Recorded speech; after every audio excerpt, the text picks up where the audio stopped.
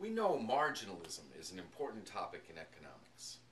We know that modern economics was founded with the marginalist revolution.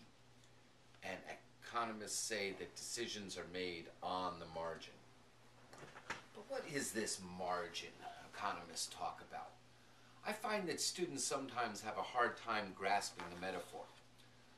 So what I've done is I've turned the metaphor back in on itself and made the metaphorical margin on which I'm going to decide here also a literal margin.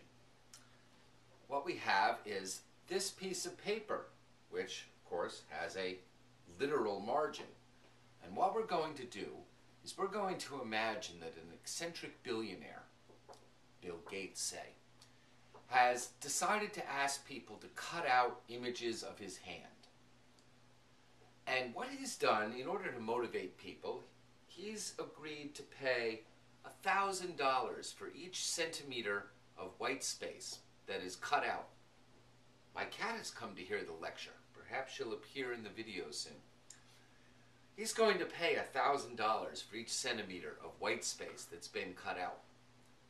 But he's very sensitive about his hand, and should you nick it with the scissors, he's going to deduct $25,000 from his payout for every time you cut into the hand. So you've decided this is a good way to make some money, and you're going to take up the challenge. So what you're going to do is cut out as much white space as you can and try to minimize the risk of taking on this $25,000 penalty and cutting into the hand. So we're going to imagine that you're going to cut pieces at a time off. You're not going to try for your ultimate cut because you're going to see how hard it is, how manageable the paper is, how accurate you are. So what you're going to do is make a decision on the margin as to whether you should cut. Now, this first cut looks very easy, and I'm sure I can cut a lot of white space off and not nick the hand at all. So here I go, doing my cut.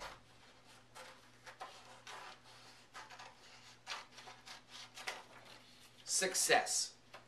I cut off a good bit of white space, didn't nick the hand at all. The amount of white space I cut off, which I got paid $1,000 a centimeter, would be the marginal benefits of this decision. The marginal cost would be my time, and since when I'm deciding I'm looking into the future, I'm looking at my expected marginal benefits and my expected marginal costs, what I'm going to look at is the risk that I'm going to cut into Bill Gates' hand here. So I've made one cut and had some success, but notice what's happened. I now have a new decision to make. Should I make another cut? And the new decision is being made along a new margin. What I've done by having acted is I've changed the margin upon which I'm going to decide. And I'm now deciding, should I cut again given this situation? And what I'm going to do is I'm going to continue my production here as long as the expected marginal benefit in terms of the amount of white space I think I can get rid of exceeds the expected marginal cost, the danger, the risk of cutting into the hand. So I think I have another cut here.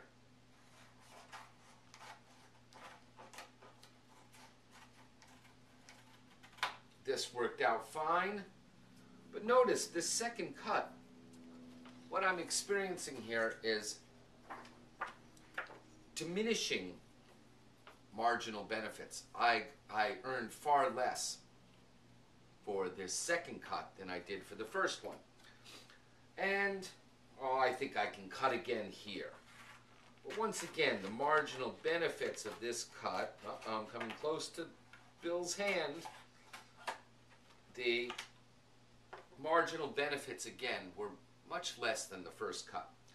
And what I'm going to do, if I'm choosing rationally is I'm going to continue cutting so long as my expected marginal benefit, and here I think I can get a chunk out here, exceeds my expected marginal cost.